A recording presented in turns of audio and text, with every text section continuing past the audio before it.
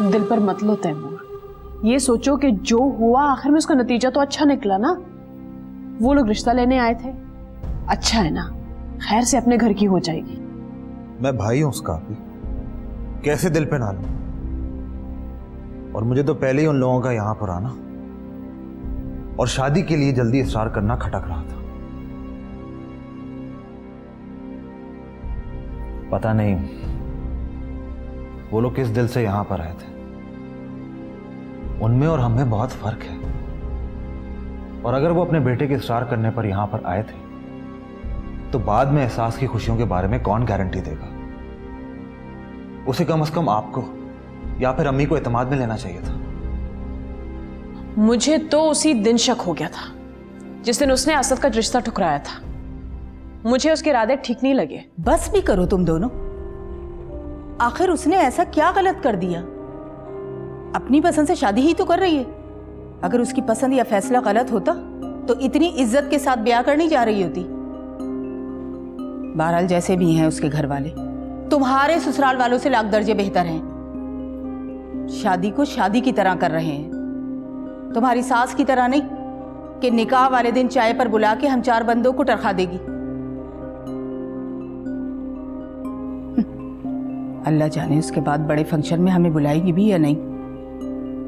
और वैसे भी बड़ा फंक्शन तो उसके अपने अजीज़ व अकारिब के लिए होगा। हम सबको बुलाकर उसने शर्मिंदगी थोड़ी उठानी है। आप मुझे क्यों सुना रही हैं? मैंने आपके कहने पर शादी की हामी भरी है। मेरी सास क्या करती हैं और क्या नहीं, इससे मेरा कोई ताल्लुक नहीं है।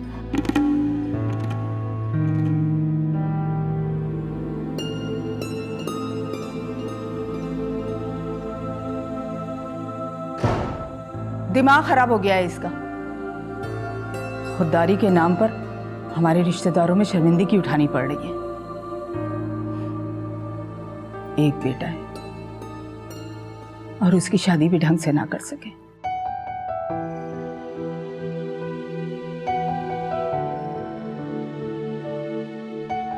मैं वही जिंदगी जीऊंगी तैमूर जो तुम जी रहे हो। वैसे ही रहूंगी जैसे तुम चाहते हो।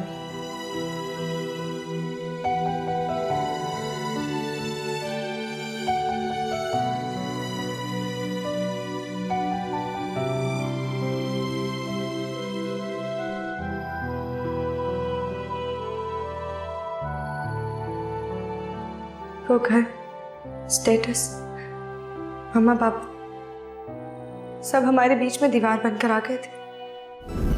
मैंने वो सब कुछ हमेशा हमेशा के लिए छोड़ दी। अब हमारे बीच में कोई क्लास डिफरेंस नहीं होगा।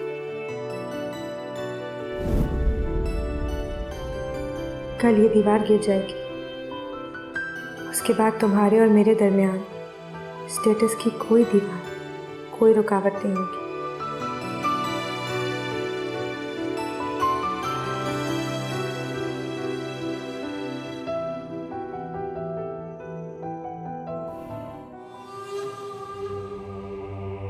क्या होगा आगे? सैफ इस वक्त अपने गुस्से और इंतकाम की आग में जल रहा है। अगर ये आग ठंडी ना हुई तो कैसे और कब तक मैं उस घर में रह पाऊंगी?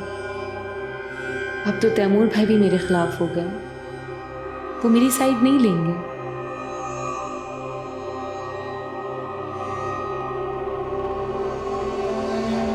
अब जो भी होगा मुझे अकेले ही संभालना पड़ेगा। I really like your love.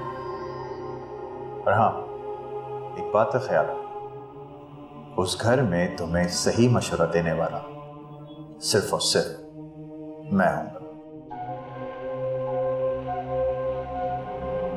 जैसा मैं तुम्हें कहता जाऊंगा तुम्हें वैसे ही करना होगा। सारी चीजें खुद ब खुद ठीक हो जाएंगी। ओके?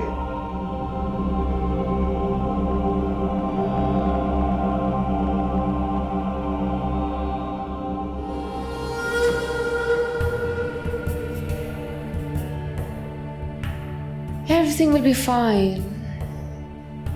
मुझे इन छोटी छोटी बातों की टेंशन लेने की ज़रूरत ही क्या है?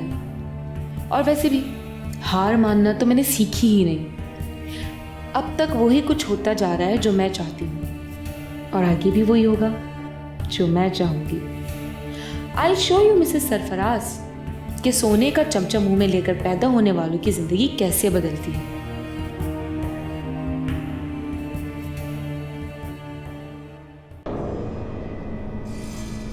आज एक झटके में मैं तुम्हारी बेटी के मुंह से चमचा निकालने की पोजीशन में हूं। सिर्फ जो चाहे मर्जी करता फिरे। अभी तो कहानी में ट्विस्ट आया है। Let's enjoy this twist.